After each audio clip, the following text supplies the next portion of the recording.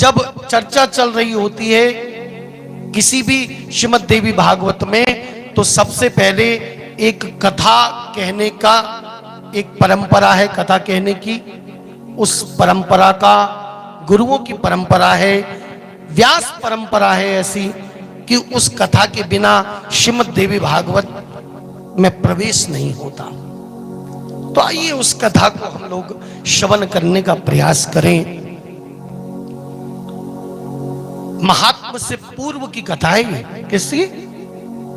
श्रीमद् देवी भागवत का जो महात्म है उससे पूर्व की ये कथा है। कहते हैं कि एक बार तीनों देव आपस में विचार विमर्श कर रहे थे। तीनों देव का मतलब ब्रह्मा, विष्णु और महेश। तीनों देव आपस में विचार विमर्श कर रहे थे कि हमें हमारा जो प्रादुर्भाव हुआ है वो किस प्रयोजन के लिए हुआ है, हमें करना क्या है। और ऐसा वो विचार विमर्श कर ही रहे थे, तभी एक तेज उन तीनों के मध्य में उत्पन्न हुआ। ये ऐसा अद्भुत तेज था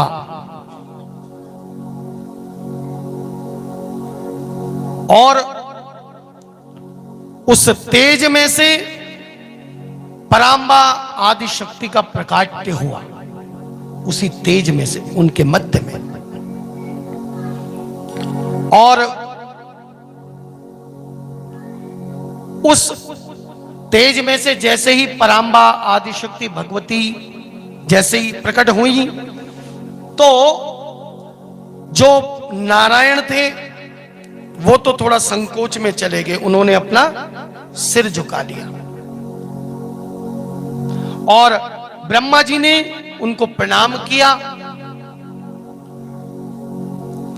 अब उस जो देवी थी उसने प्रकट होते ही एक प्रश्न किया ब्रह्मा विष्णु महेश से कि मुझे कौन वरण करेगा, मेरा वरण कौन करेगा। तो जब ये शब्द सुने तो नारायण और संकोची हो गए, और जैसा कि मैंने कहा ब्रह्मा जी ने तो प्रणाम ही कर लिया, सिर झुका लिया, प्रणाम करने लगे। लेकिन भगवान शंकर स्थिर हो गए और उन्होंने कहा कि मैं वरण करूंगा। क्या कहा? कि मैं वर्ण करूंगा, लेकिन मेरी एक शर्त है। क्या है? हाँ, वर्ण तो मैं करूंगा, लेकिन मेरी एक शर्त है कि इसके बदले में मुझे मिलेगा क्या। तो आदिशक्ति परांबा बोली कि जो तुम्हारी इच्छा हो वो मांग लो।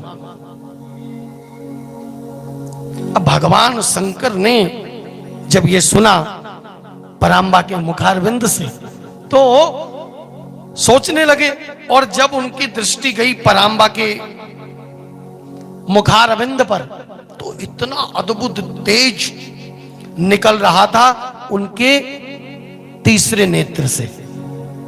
कहां से? हाँ, परांबा के तीसरे नेत्र से, भ्रकुटी के मध्य में जो तीसरा नेत्र था उसमें अपार तेज निकल रहा था। भगवान शंकर ने सोचा ये इतना अद्भुत जो तेज है इसी को मैं ना मांग लूं। तो भगवान शंकर ने आदिशक्ति परांबा से कहा कि मैं आपका वरण करूंगा, लेकिन मेरी एक शर्त है कि मुझे आप अपना ये तीसरा नेत्र प्रदान कर दो। अब तक वो तीसरा नेत्र क्या था? बंद था। लेकिन वो इतना तेजोमय था, बंद होने के बाद भी भगवान शंकर ने मांग लिया। तो भगवान शंकर ने के कहने पर आदिशक्ति परांबा ने अपना वो तीसरा नेत्र किसको दे दिया? भगवान शंकर को दे दिया, और भगवान शंकर हो गए त्रिनेत्रधारी। क्या हो गए? अब भगवान शंकर ने सोचा कि मैं दो नेत्रों से दर्शन कर रहा हूं आदिशक्ति परांबा का,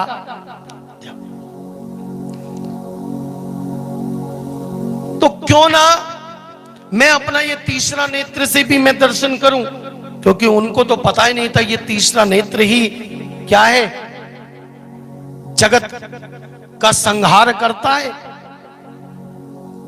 और उन्होंने जैसे ही तीसरा नेत्र खोला, वैसे ही वो सामने परांबा आदिशक्ति के ऊपर जैसे ही वो तेज पड़ा, वो भस्म होकर राख बन गई। क्या बन गई? वो राख बन गई। और जब राख बन गई तो सब तीनों देव हतप्रत रह गए। तब भगवान शंकर ने उस राख की ढेरी, जो राख की ढेरी बन चुकी थी आदिशक्ति परांबा, उनकी 3 ढेरियां बनाई। क्या बनाई? उस राख की 3 ढेरियां बनाई गई। उस राख की 3 ढेरियों में से जो पहली ढेरी थी, उसमें से मां पार्वती उत्पन्न हुई, और जो दूसरी ढेरी थी उसमें से मां लक्ष्मी का प्रकाट्य हुआ, और जो तीसरी ढेरी थी उसमें से ब्रह्माणी जी का प्रकाट्य हुआ।